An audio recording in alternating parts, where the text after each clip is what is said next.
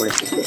হয়, আমি হোলী গীতটো আচলতে আমি 2024 পৰা আমি আৰম্ভ কৰিছোঁ। যোৱাবাৰ প্ৰথমবাৰ আমি বড়ো ভাষাত আমি হোলী গীত গালোঁ।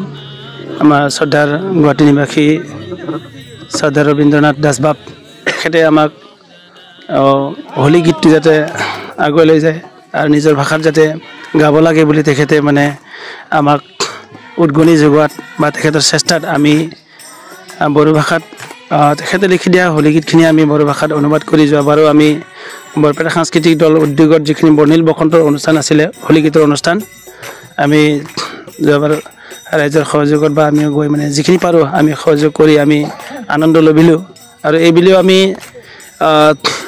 তাতে সেই বৰপেটা সাংস্কৃতিক দল উদ্যোগত বৰ্ণিল বসন্তৰ এই অনুষ্ঠান ভাগিত 12 তাৰিখ অৰ্থাৎ অহাকালি তাতে সেই অনুষ্ঠান ভাগিতা আমি এইবুলি আমি গোৱাৰ আমি চেষ্টা কৰিছোঁ, যাম বুলি ভাবিছোঁ। আৰু তাতে আমাৰ এই বড়ো ভাষাতে আমাৰ তাতে হোলী গীত পৰিৱেশন হ'ব। নিজৰ ভাষাত হোলী গীত পৰিৱেশন কৰি কেনেকুৱা লাগে? আমাৰ কাৰণে নতুন এইবাৰ 2 বছৰে হৈছে, কিন্তু আমি বহুত আনন্দ লাগিছে। আৰু এই গুৰুজনাৰ এই সংস্কৃতি বা ঈশ্বৰৰ এইটো ভগৱন্ত কৃষ্ণৰ এইখিনি সংস্কৃতি আমি যে এইটো আনন্দ ল'ব পাৰিছোঁ, আচলতে আমি এইবোৰ পোৱা নাছিলোঁ।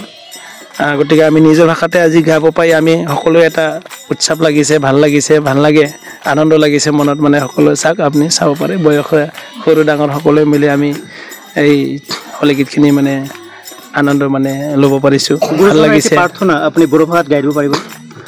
বড়ো ভাষাত আমি এনেধৰণে আমি বিশেষ হেৰি কৰিব পৰা নাই। প্ৰাৰ্থনাখিনি আমি চেষ্টা কৰি আছোঁ বাৰু বড়ো ভাষাত আমি অনুবাদ কৰি পেলাই গোৱাৰ, কিন্তু গুৰুজনাৰ এই মহান যিখিনি পদবোৰ বা ঘোষাবোৰ আমি এনেধৰণে ধৰক অনুবাদ কৰাৰ সেইখিনি আমি বৰ্তমান কৰা নাই।